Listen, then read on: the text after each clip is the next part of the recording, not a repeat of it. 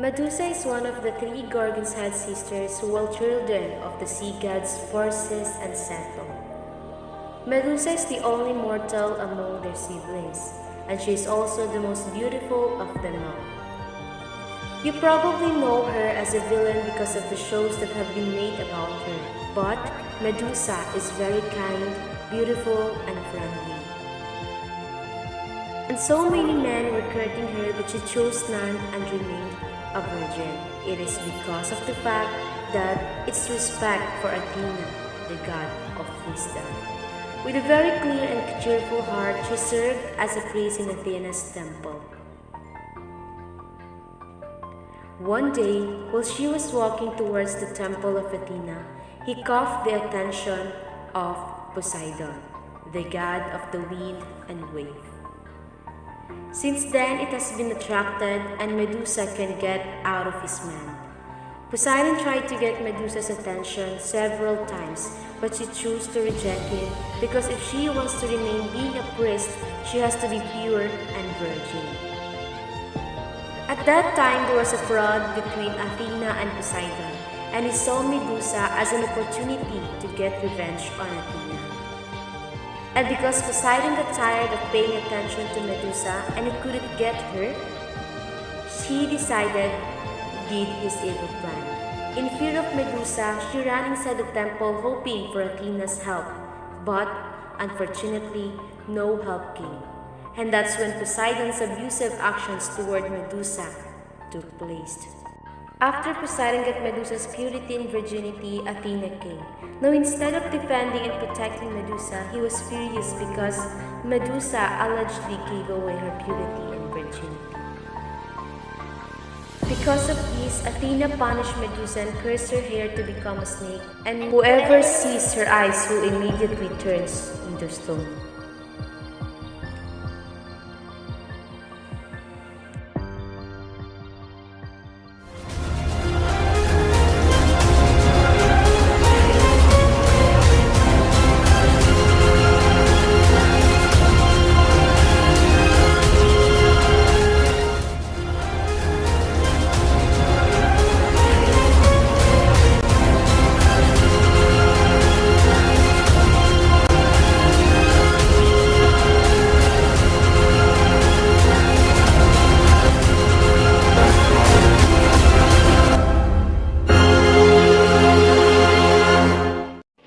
I am the king of Argos, a proud and important state of ancient Crete. My name is King PERSEUS. I am going to visit the Oracle to find out what the future holds for my beautiful daughter Danae. The Oracle is a woman and mysterious creature who talks to the gods. Let's find out what she will say.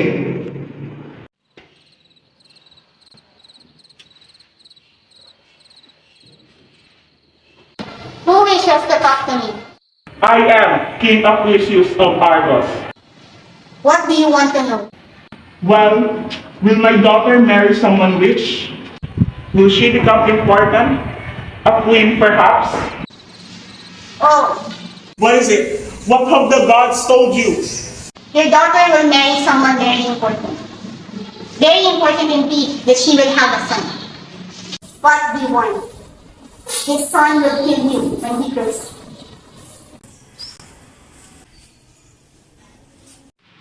What am I going to do?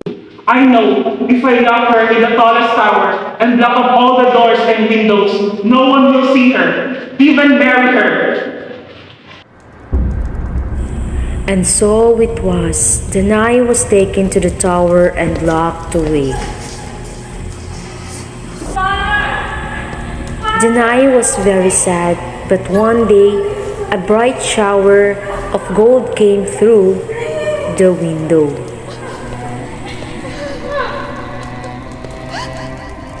A man appeared. He had a thunderbolt in his hand, and Danae knew he was a god. Are you a god? For no human could enter this tower. Yes, I am a god, and I wish to make you my wife. Marry me and I will make this dark prison into wonderful land and with many flowers. I brought you a present wrapped with a golden cloth, a son. whom must you name Perseus. But who are you? Think of your son and you will know who I am.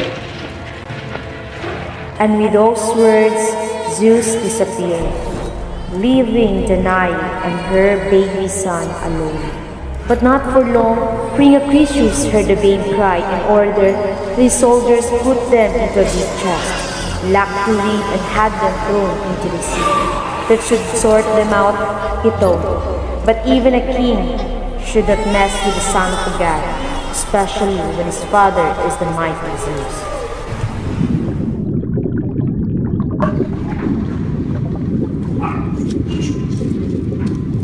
I am God Poseidon. I rule over the winds and waves. My brother is great God Zeus.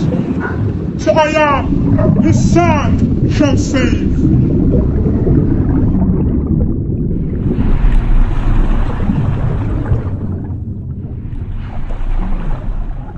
What do we have here? A chest! Perhaps it may be a treasure. It may be a gold, a silver, or maybe a bronze. If only I can open it. In the name of the gods, who are you? I must take you to the king. You know what to do. Stop moving! Stop moving! Don't come near me! So the man took Danae and the baby to his brother's palace. His name was Polydictus, and he was an evil, selfish man, although he pretended to be kind and caring. He took Danae and her baby into his palace and raised Perseus as if he was his own son. But all the time he was plotting. You see, Danae would not marry him, no matter how often he asked.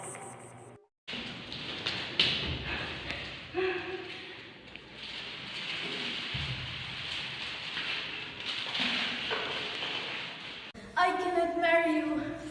I must look after my son as he is special, a gift from God. Please, do not ask me again. Many years passed and Perseus grew up into a fine young man. And still, Polydictus continued to ask her to marry him. By now his evil thoughts had turned him into a nasty person, and he had worked out how to force her to marry him by getting rid of Perseus. Polydictus decided on a plan to get rid of Perseus. Polydictus pretended he was going to marry a daughter of a friend of his. Everybody had to bring a present, including Perseus. Polydictus pretended to be furious when Perseus arrived empty-handed, for he was not only very strong and brave, but also very poor. What? No wedding present? Is this thanks all I get for raising you for all these years? I don't have any money. That's what you get from a lazy good for nothing. I'll try to bring you any present in this world. Anything. Just tell me. I'll try to find it for you. Then bring me the head of Gorgon Medusa.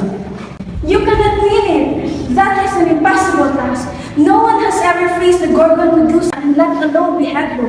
Her gaze turned everyone into stone. I have spoken. I will have Medusa's head. If not, your son will be vanished from this land forever. Don't worry, Mommy. I can do this. I will return soon with the Gorgon's head.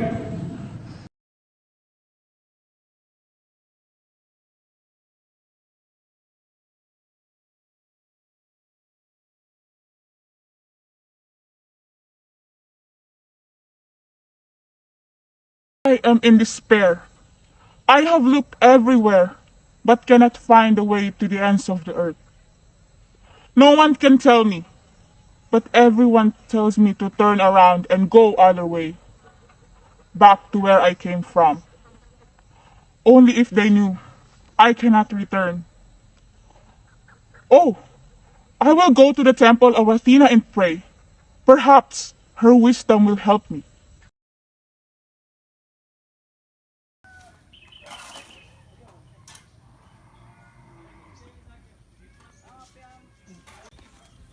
I am Hermes, and this is my sister Athena. You are the son of Zeus, therefore our brother. We are glad to help you. We have something that may help you slay Medusa. Here on my wing, a secret sword from Zeus.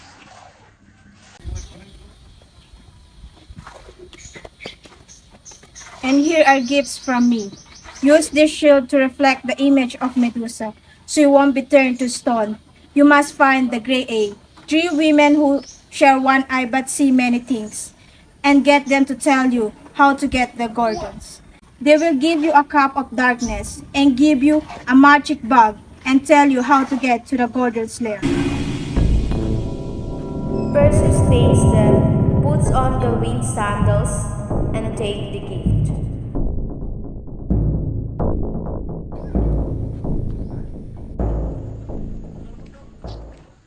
Oh, by the way, watch out for her very sharp claws.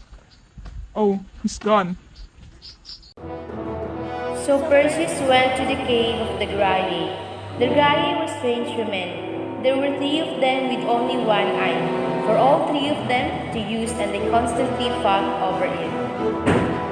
Perseus hid behind some bushes and watched them.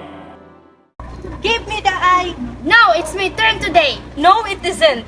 You had the eye yesterday, so it's my turn. I see a shape behind the bushes. Look, sister. Let me see, sister.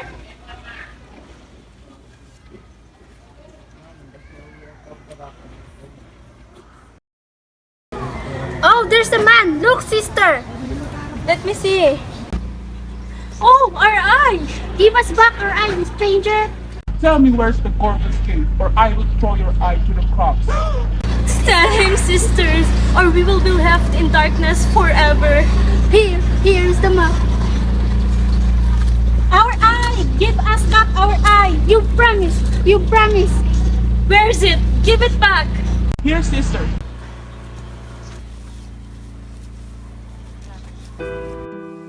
And they threw it into the air. The sisters heard it land and scrambled on the ground to get to it. Perseus now began the last part of his journey, the most dangerous part, the journey to the Gorgon's cave. The Gorgons were 3 sisters. They were originally very beautiful, but Medusa had angered Athena so much. That's why Athena changed Medusa into a hideous monster. The 2 immortal sisters are asleep among the rock. I will use the cup of darkness to sneak past them. For sure, Medusa is in the cave. Oh, what if I look to her? What if she sees me first? What if the cup didn't work? What am I to do? Hold up your shield, Perseus, and I will guide you.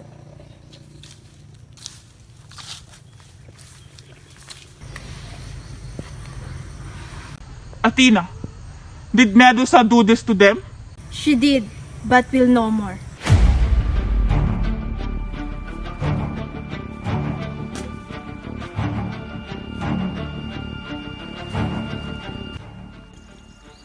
Stupid fool! Why are you here? Do you really think you could hurt me? Look into my eyes, long and deep, and be prepared to scream your last scream. Ah! Perseus held his shiny shield towards her face and turned his head away. Medusa reared up ready to strike, but caught sight of her own fearsome reflection in the polished metal. She screamed just once, then turned to stone. Quickly, Perseus took her head and put it into the magic bag. Did you hear that scream? Our sister is in danger. Perseus is chased by the sisters, but suddenly, Perseus disappeared.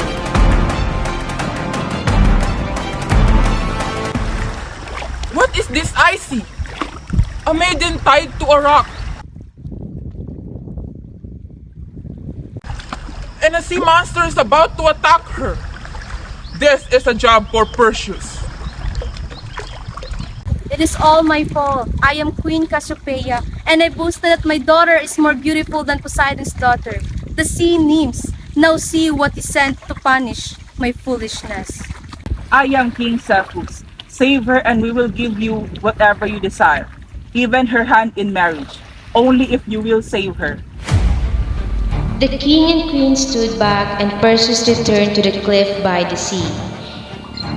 Perseus saved Andromeda, the daughter of Queen Cassiopeia and King Cepheus. Perseus released Andromeda from binding. After he saved it, the king and queen gave him the reward for saving their daughter by giving their daughter's hand in marriage. Where are we going? I have to deliver a wedding present. Who is getting married? No one. If I have anything to do with it. Together, they go back to King Polydectes' palace. Perseus presented himself at court and announced to the king that he had completed his quest and had brought him the head of Gorgon Medusa. King Polydectes was certain this had to be a hoax, and said so to the bold young man. What rubbish is this? No one has ever entered the lair of the Gorgons and returned. You are a liar. You just ran away and hid outside the city wall. When you see what I have in this bag, Your Majesty, you will never call me a liar again.